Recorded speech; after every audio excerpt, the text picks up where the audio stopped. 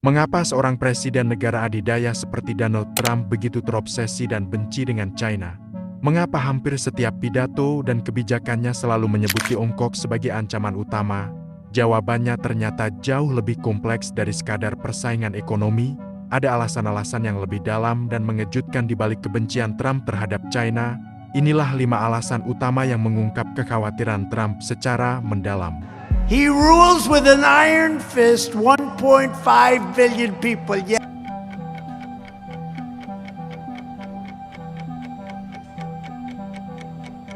Salah satu alasan utama mengapa Trump sangat membenci China adalah karena ketidakseimbangan perdagangan yang terjadi selama bertahun-tahun. China dianggap mengambil keuntungan besar dari sistem perdagangan global tanpa memberi imbal balik yang adil kepada Amerika Serikat. Trump mengklaim bahwa China mencuri pekerjaan rakyat Amerika dan memperkaya diri lewat manipulasi nilai tukar serta tarif impor yang tidak seimbang, yang merugikan para produsen lokal di AS secara langsung. Trump melihat China sebagai manipulator perdagangan yang licik. Ia percaya bahwa negara tersebut sengaja mempertahankan nilai mata uang yuan tetap rendah agar produk-produknya murah dan mendominasi pasar global. Strategi itu dinilai Trump sebagai serangan ekonomi terselubung terhadap industri Amerika.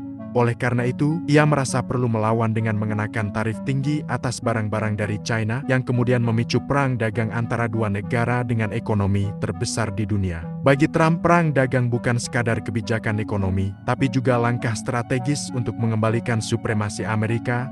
Ia ingin menunjukkan bahwa AS tidak akan tunduk pada negara manapun, termasuk China. Retorika Make America Great Again sangat terkait dengan gagasan bahwa dominasi ekonomi Amerika harus direbut kembali dari negara-negara yang dianggap memanfaatkan sistem global secara tidak adil, dengan China sebagai musuh nomor 1. Together, we will make America strong again. Selama bertahun-tahun, Amerika Serikat mengalami defisit perdagangan yang sangat besar dengan China. Artinya, Amerika membeli jauh lebih banyak produk dari China dibanding yang dijual ke sana. Menurut Trump, kondisi ini bukan sekadar angka statistik, tapi simbol dari kegagalan kebijakan perdagangan masa lalu. Ia menyalahkan perjanjian internasional dan pemimpin-pemimpin sebelumnya yang menurutnya terlalu lemah dalam menghadapi dominasi ekonomi Tiongkok. Bagi Presiden Trump, defisit perdagangan berarti hilangnya jutaan lapangan kerja Amerika. Banyak perusahaan asal Amerika yang memindahkan produksi ke China karena biaya yang lebih murah, sementara pabrik-pabrik di negeri sendiri gulung tikar. Ini menyebabkan pengangguran meningkat di kalangan pekerja kelas menengah Amerika.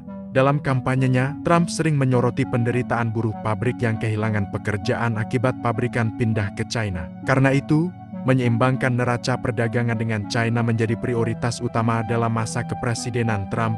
Ia ingin agar perusahaan-perusahaan Amerika kembali memproduksi barang di dalam negeri, dan ia percaya bahwa menekan China dengan tarif serta perjanjian baru akan memaksa mereka untuk membeli lebih banyak produk Amerika.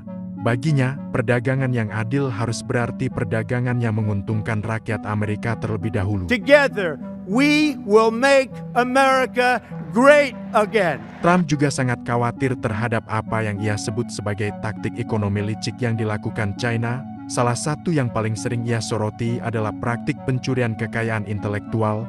Perusahaan-perusahaan Amerika yang beroperasi di China seringkali diwajibkan menyerahkan teknologi mereka sebagai syarat masuk ke pasar. Hal ini dianggap Trump sebagai pencurian yang dilegalkan oleh negara untuk mendongkrak keunggulan teknologi China secara sistematis. Selain itu, pemerintah China juga dikenal memberi subsidi besar-besaran kepada perusahaan-perusahaan dalam negeri mereka, terutama yang bergerak di bidang teknologi dan manufaktur. Hal ini membuat perusahaan China mampu menjual produk dengan harga yang sangat murah, sehingga menyingkirkan kompetitor asing termasuk dari Amerika. Trump menganggap ini sebagai bentuk persaingan curang yang bertujuan untuk menghancurkan industri Amerika dari dalam. Dalam berbagai pidatonya, Trump sering menyebut bahwa China tidak bermain sesuai aturan. Ia menuduh negara itu menggunakan kapitalisme versi negara untuk menciptakan dominasi global. Oleh sebab itu, Trump merasa perlu melawan dengan kebijakan keras dan pembatasan terhadap investasi serta ekspor teknologi ke China. Tujuannya jelas, membatasi laju pertumbuhan China yang terlalu cepat dan terlalu strategis bagi Amerika. Bagi Trump, kebangkitan China bukan hanya soal ekonomi, tapi ancaman langsung terhadap posisi dominan Amerika Serikat di dunia. Ia melihat bahwa China dengan cepat memperluas pengaruh globalnya melalui kekuatan ekonomi, militer, dan diplomasi. Program ambisius seperti Belt and Road Initiative dipandang sebagai upaya untuk menyaingi dominasi Amerika, terutama di kawasan-kawasan strategis seperti Afrika, Asia, dan Timur Tengah. Trump sangat percaya bahwa kekuatan ekonomi selalu diikuti oleh kekuatan militer dan pengaruh politik. Jika China terus tumbuh tanpa kendali, maka dalam waktu dekat negara itu bisa menggantikan posisi Amerika sebagai pemimpin dunia. Trump merasa bahwa ini adalah krisis eksistensial bagi bangsa Amerika. Itulah sebabnya dia begitu agresif dalam mengerem laju China. Bahkan jika harus mengorbankan hubungan diplomatik dan perdagangan jangka pendek. Trump juga memperingatkan bahwa banyak sekutu Amerika mulai condong ke arah China karena iming-iming investasi dan proyek besar. Ia merasa bahwa dominasi global Amerika terancam dan tidak bisa dibiarkan. Untuk itu, ia mengusulkan pembaruan hubungan dengan negara-negara sekutu, sambil terus menghalangi perluasan pengaruh China melalui blok ekonomi dan kebijakan perdagangan yang lebih protektif.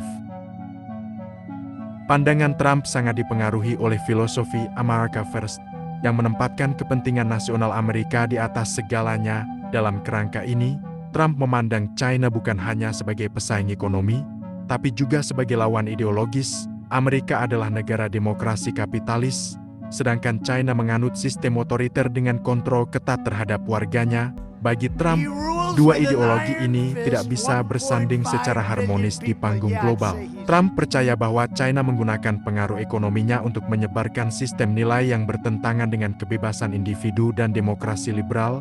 Ia merasa bahwa jika China menjadi kekuatan dominan, maka nilai-nilai yang selama ini dipegang Amerika akan terkikis. Oleh sebab itu, kebijakan luar negerinya sangat keras terhadap negara-negara komunis atau semi-otoriter, dengan China sebagai simbol utama dari ideologi yang ingin ia lawan. Dalam berbagai wawancara dan kampanyenya, Trump juga menyampaikan ketakutan bahwa perusahaan-perusahaan teknologi China dapat digunakan untuk pengawasan global dan penyebaran propaganda. Oleh karena itu, ia melarang penggunaan teknologi seperti Huawei di Amerika dan mendesak sekutu untuk melakukan hal yang sama. Semua langkah ini diambil sebagai bentuk perlawanan terhadap pengaruh ideologis dan politik China yang terus merambat ke seluruh dunia. Donald Trump tidak sekadar memusuhi China karena alasan politik atau ekonomi.